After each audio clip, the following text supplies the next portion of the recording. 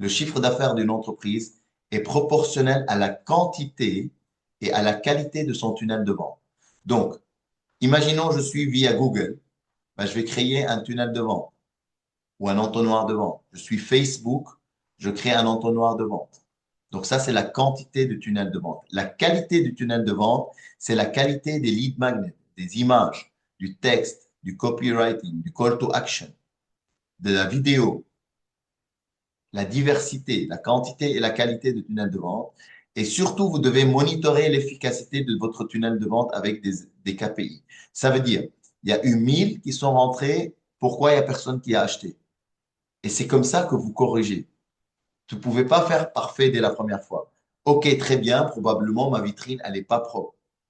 Ou la personne qui est au comptoir, il est désagréable avec les gens. Et vous améliorez. Et c'est comme ça que je fais pour savoir. Parfois, j'envoie deux, trois commerciaux chez des clients et celui qui close le plus, c'est celui qui a le pleasing personality avec le client.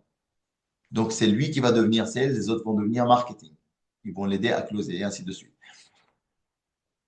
Vous devez toujours monitorer par semaine. Semaine par semaine, je moniteur combien de gens ont vu ma pub, combien de gens ont cliqué, ils sont devenus suspects, combien de gens ont laissé leurs coordonnées, combien de gens j'ai rencontrés par semaine, combien de clients j'ai eu et combien de clients fidèles. Et parfois, le tunnel, il peut être très, très long en B2B. Par exemple, dans mes business B2B, c'est entre trouver le client, l'appeler, nous donner ses coordonnées, le rencontrer, lui faire une offre et signer un truc, ça peut aller entre 6 mois et 1 an parfois. D'où l'importance de faire post-offre, suivi, follow-up avant qu'il devienne client. Si je trouve que je fais des offres, mais les clients ne me répondent pas à mon offre, probablement vous êtes en train d'aller trop vite et vous êtes chiant. Tous les mois, vous appelez, est-ce que vous avez réfléchi par rapport à l'offre? Est-ce que vous avez pris des décisions? Non.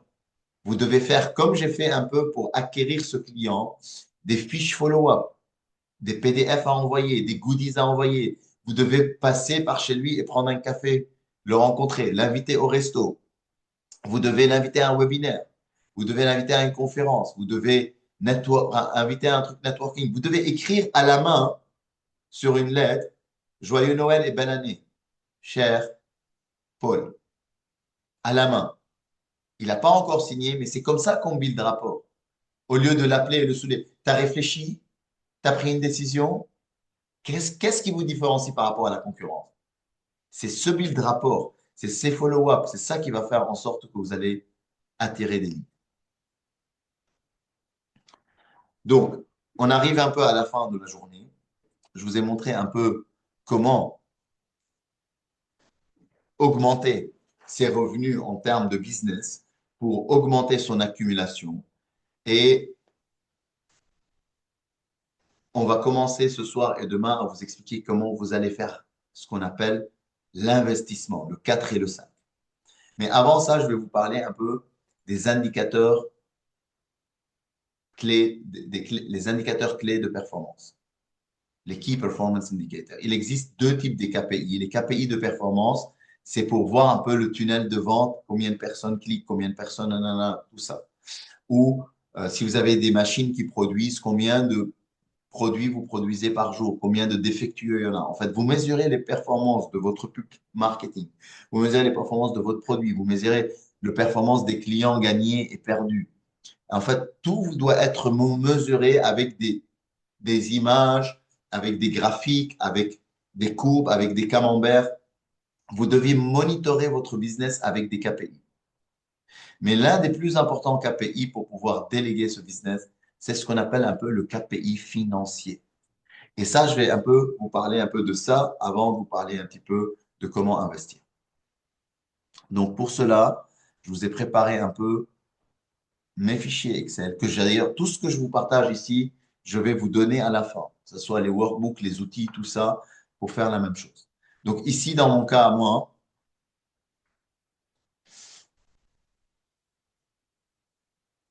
donc je vais prendre l'année par exemple 2017-2018. 2017-2018. Et par exemple ici, J'ai des locataires pour un bien, par exemple, ça c'est un immeuble. J'ai un locataire qui paye autant par mois, un deuxième locataire qui paye autant par mois. Vous voyez un petit peu, il paye autant par mois, autant de charges, autant de parking. Pareil, locataire, locataire, locataire. 18 locataires. Bah, ici, ce sont des bureaux. Bah, chaque mois, on fait 3 000, 3 000, 4 000, 5 000. On a fait 46 000 pour cet immeuble-là. On passe au deuxième immeuble, troisième immeuble, quatrième immeuble, c'est la même chose. Puis on passe aussi à la partie conseil, les clients. Par exemple, le consultant 1, il nous coûte autant, ben on le facture autant par mois chez les clients. 7 000, 7 000, 6 000, 6 000, 7 000. Donc, ben, ce consultant nous a apporté 54 000 de chiffre d'affaires. Le consultant 2, mois par mois, il nous a apporté 50 000. Le consultant 3, il a apporté 77 000. Le consultant 4, ben, il a fait que 3 mois. Il a été embauché peut-être par le client. Ensuite, on va vers le consultant 5, 79 000. Ben, ce sont des consultants un peu qui rapportent de l'argent. On regarde à la fin. Le premier mois, ils nous ont ramené 95 000. Le deuxième mois, c'est 103 000. Le troisième mois, 90 000. Ben, en 2017, ben, les consultants nous ont ramené 1 108 000. Donc, on va un petit peu à ce qu'on appelle un peu les KPI financiers.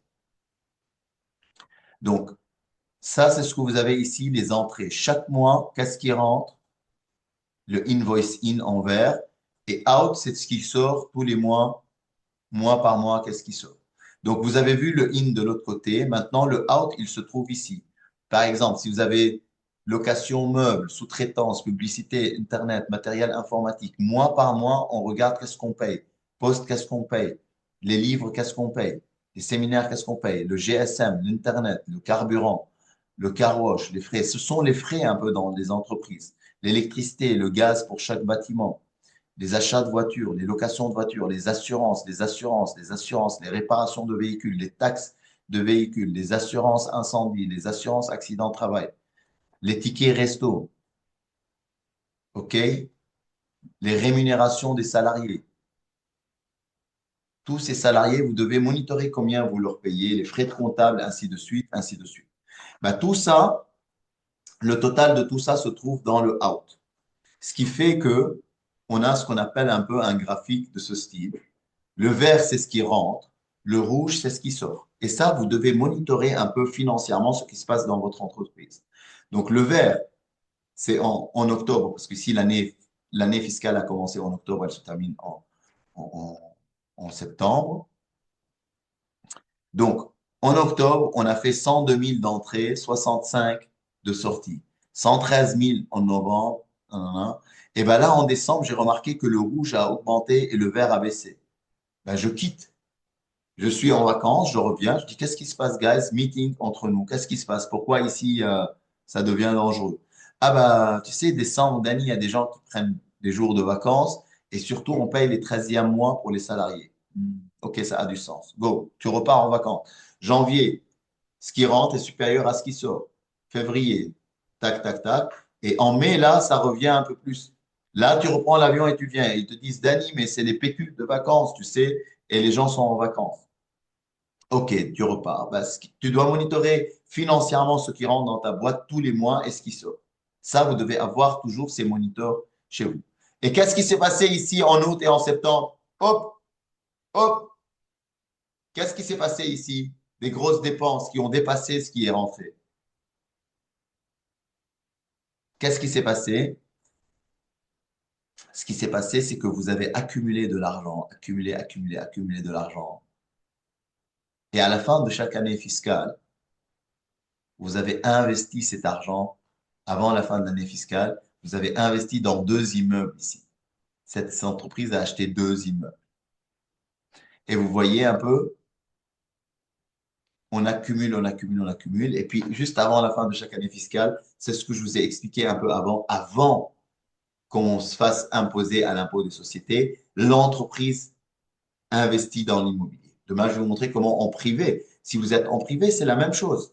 Vous mettez de l'argent de côté, vous réduisez vos dépenses, vous faites le marshmallow, vous cumulez de travail, vous et votre femme, vous accumulez, vous accumulez, vous accumulez. Et à la fin de l'année, vous devez investir cet argent dans des actifs qui vous génèrent des revenus passifs comme dans l'immobilier. C'est la même chose. Bienvenue à ma vie depuis 10 ans. Donc, je prends un peu le deuxième graphique et je vais un peu ici. Et qu'est-ce que vous voyez? Ça, c'est l'année d'après. C'est pareil. Vert, rouge, vert, rouge, vert, rouge, vert, rouge, vert, rouge. Et à la fin de l'année, vous devez investir avant la fin de l'année tout ce que vous avez gagné dans des biens immobiliers. Et une fois pendant le séminaire, il y a quelqu'un qui m'a dit, Danny, mais c'est un truc de fou, mais cette courbe en fait d'accumulation, on dirait une baleine. On dirait un gros poisson, une baleine. Et c'est là où je fais le copywriting,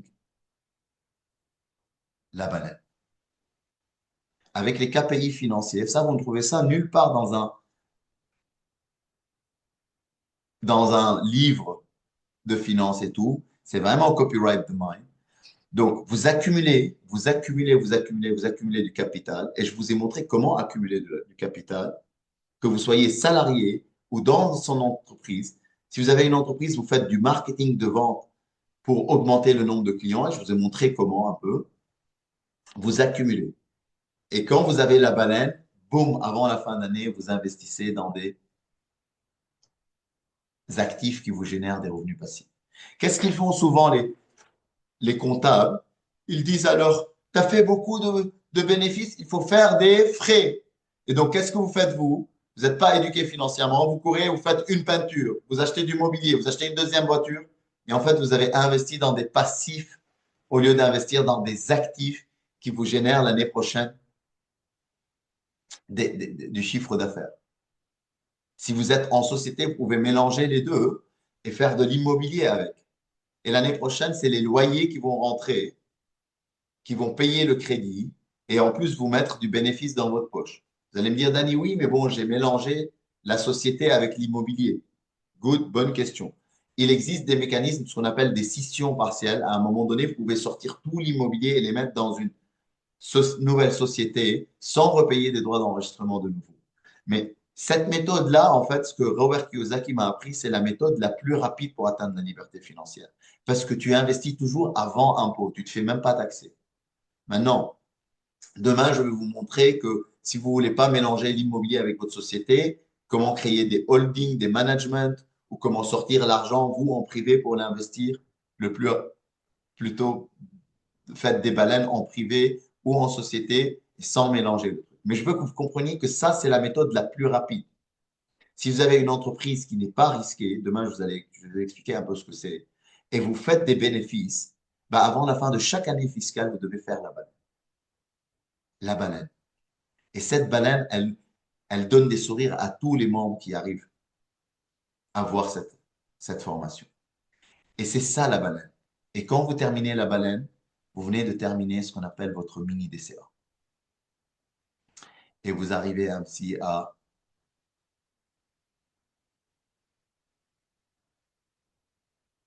ça.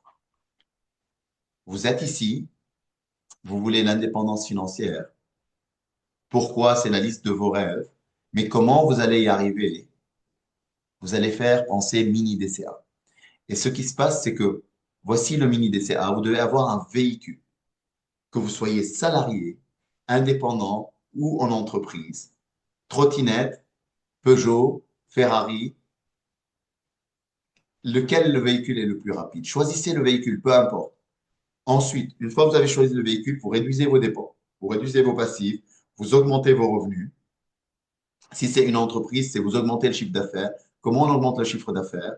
Ben, en faisant des techniques de marketing, des tunnels, amélioration de tunnels de vente, des canaux d'acquisition, on attire des nouveaux clients. Et à la fin de chaque année, on fait la baleine, on investit dans des actifs qui nous génèrent des revenus passifs. Alors les actifs, c'est quoi? C'est soit la bourse, soit le business, soit c'est l'immo. Demain, on va faire l'immo, mais je vous toucherai un mot pour le business et la bourse. Donc ça, c'est ce qu'on appelle un peu le mini DCA. Mais ce n'est pas terminé, parce que vous voyez comment vous êtes ici, vous voulez ça, mais maintenant, comment vous allez faire pour augmenter votre chiffre d'affaires? Ben là, maintenant, vous mettez ce qu'on appelle les plans organisés de 6 sur 6 mois. Ensuite, vous décomposez ça en 3 mois, un SMART objectif. Puis ensuite, comment vous allez faire pour atteindre ces 3 mois? Vous allez faire des to-do par jour et par semaine. Et toute votre vie, c'est décomposé de petits objectifs jusqu'au rêve. En fait, même la to-do de demain, c'est votre rêve de ce que vous avez envie de faire demain. mais on l'appelle to-do parce qu'il est limité en une journée, en une semaine, la to-do. Les objectifs sur une semaine ou un mois, on les appelle les SMART objectifs, mais ce sont des rêves sur un mois ou 3 mois. Les plans organisés sur 6 mois qui vous permettent d'accumuler, ben, ce sont des rêves sur 6 mois. Le mini DCA sur un an, c'est un rêve sur un an. Et une fois que vous atteignez ça, vous recommencez, vous recommencez 2, 3, 4 fois, vous aurez des multiples sources de revenus passifs. Vous atteignez ce que s'appelle l'indépendance financière. Avoir des multiples sources de revenus passifs.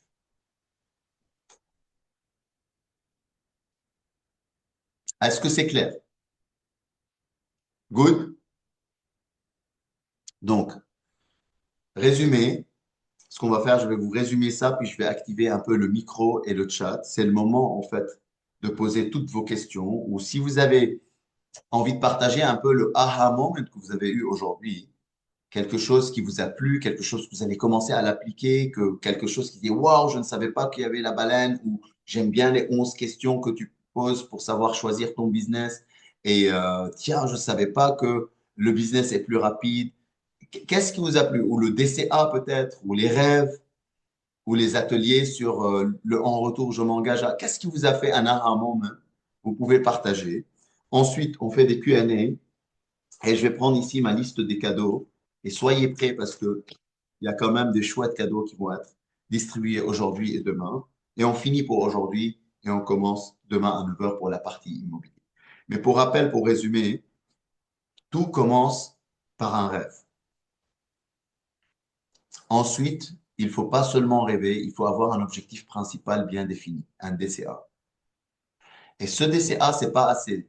Je ne peux pas le penser à ça d'une fois. Je dois le programmer dans mon mind. Comment je le programme dans mon mind?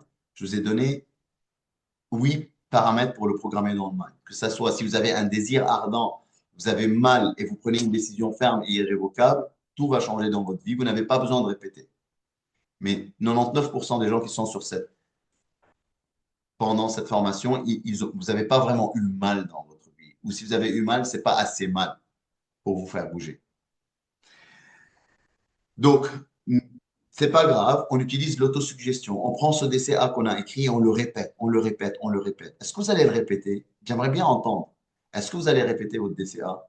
C'est ça qui va tout changer. Et peut-être à la 20e répétition, vous allez dire, tu sais quoi? Il n'y a plus personne qui m'arrête. Je vais le faire, point barre.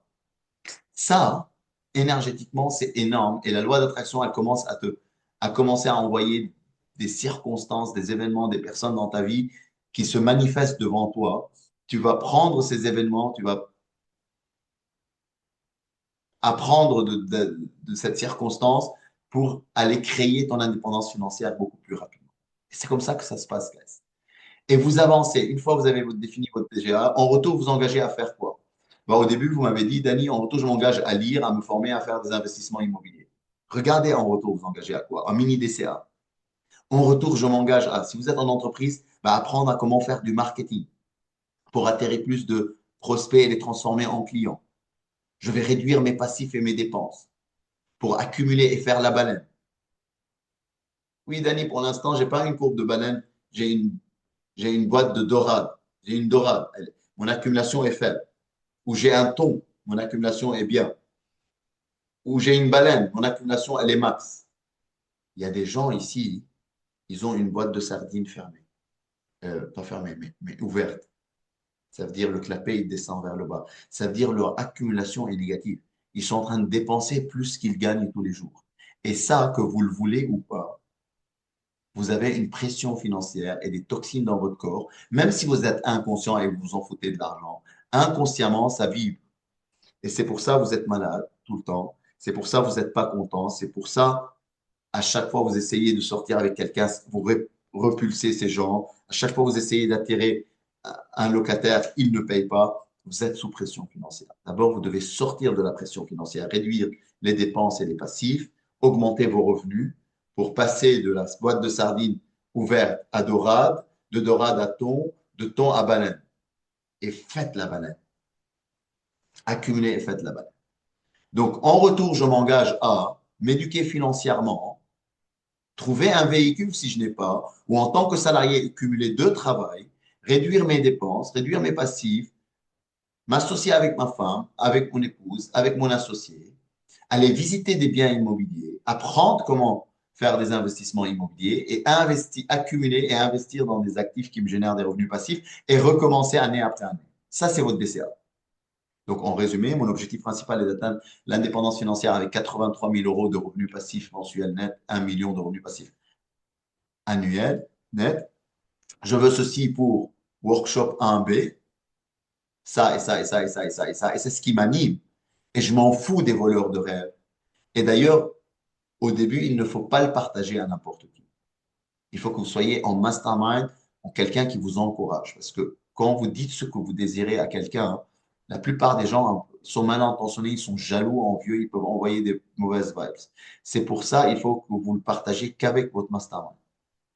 Donc, qu'est-ce que vous voulez, c'est ça? Pourquoi vous le voulez, c'est ça? En retour, je m'engage à, tous les ans, augmenter mon accumulation en réduisant mes passifs et mes dépenses et augmentant le chiffre d'affaires de mes entreprises. Et investir cette accumulation soit dans l'immobilier, soit dans le business, soit dans la bourse qui me génère des revenus passifs. Et recommencer année après année. Voici mon DCA que je répète tous les jours. Alors, pas besoin peut-être parfois de le répéter tous les jours, mais je pense à ça tout le temps. C'est comme si je le répète toujours. Et je vous ai montré ma vie. Si je vous montre toutes mes entreprises, tous les ans, c'est la même courbe. Toute ma vie, c'est ces fichiers Excel. Dans toutes mes entreprises, je dois monitorer ce qui rentre, ce qui sort. Est-ce que c'est moi qui le fais? Au début, oui. Maintenant, j'ai des assistants qui remplissent des fichiers Excel pour moi, qui encodent tout. Et en fait, je dois monitorer ce qui se passe dans mon entreprise. Et je dois faire la baleine dans chacune des entreprises.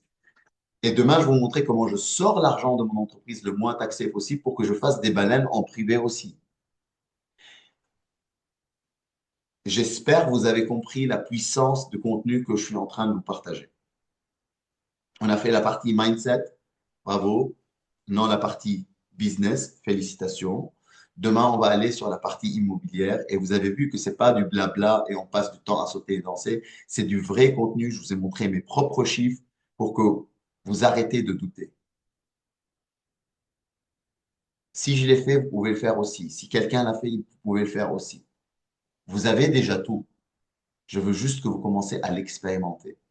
Et c'est comme ça que vous manipulez l'énergie de l'univers, en fait, pour créer, pour expérimenter. C'est comme ça que ça fonctionne. C'est pour ça que vous êtes là sur cette terre, pour jouer avec cette énergie et créer. C'est ça votre but sur cette terre. Vous voulez pas la richesse? Qu'est-ce que tu veux? Une femme extraordinaire, un homme extraordinaire?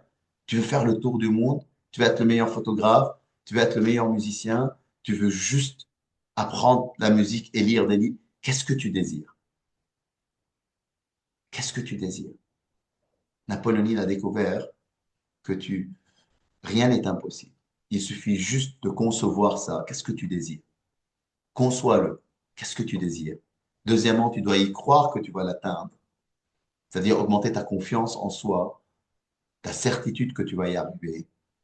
Et donc, tu avances jusqu'où tu peux y avancer avec la foi et tu commences à atteindre. C'est si simple.